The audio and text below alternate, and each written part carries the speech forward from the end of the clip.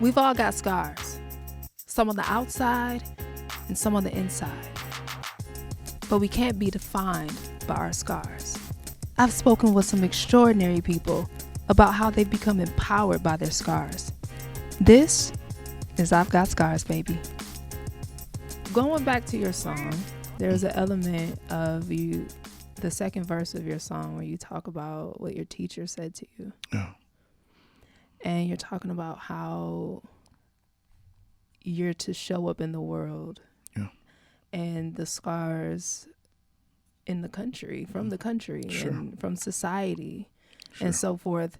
Like, as a man, here's the interesting part about you. Like, looking at you, you are this, you'll be considered a big strapping man. Juggernaut. The juggernaut. I don't know. I don't know. It's random. It's very random, but I know you love it. So you are that. And from that vessel, I would imagine you show up places and people don't expect you to croon the way you do. Or have a They guitar. don't expect for you to have a guitar. They don't expect for you to necessarily have this, this touching, engaging part to you. Yeah. They see you and it's like, I would imagine you can be considered intimidating. Yeah. So how does that feel? Like, I share this with my oldest daughter. My oldest daughter is, and she's free with me saying this. She's gay and she's an amazing violinist. Now I make that statement on purpose, and it's something I experienced all my life. I realized that in most cultures that don't see me or know me, when I walk into a room, intimidation happens. Right. No matter how nice I am, no matter how I try to lower my little shoulders, it doesn't matter. Mm-hmm. You're a monster, right? Mm-hmm. And so until I pick up the guitar, when I pick up the guitar, everybody head lifts and I become everybody's friend, right?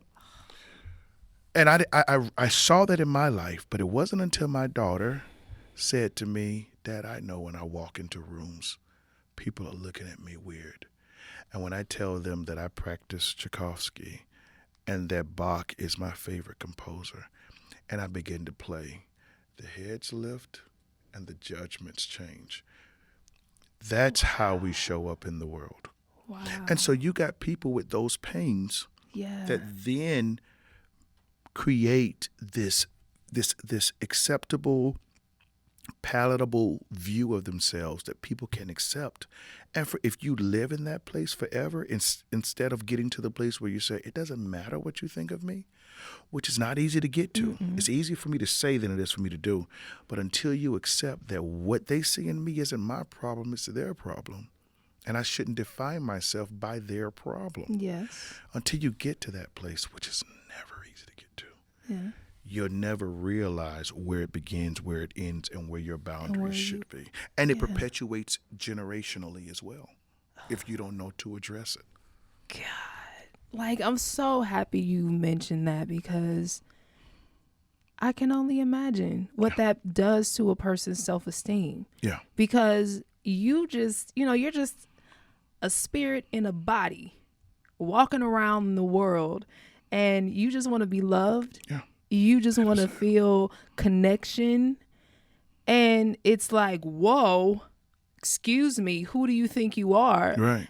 And you're not there for harm. No. You're just there to experience life like everybody else. Everybody else.